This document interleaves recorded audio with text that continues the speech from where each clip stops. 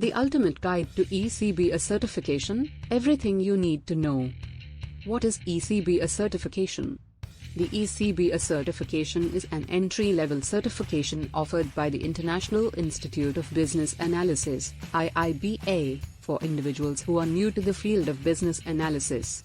It is designed to validate your foundational knowledge and skills in business analysis and demonstrate your commitment to the profession. ECBA certification process. To obtain the ECBA certification, you must first meet the eligibility requirements set by the IIBA. These requirements include a minimum of 21 hours of professional development training in the past 4 years, as well as a signed code of conduct. ECBA certification cost. The cost of obtaining the ECBA certification can vary depending on your location and whether you are a member of the IIBA. Non-members can expect to pay around $325 for the exam, while members receive a discounted rate. ECBA Certification Study Guide.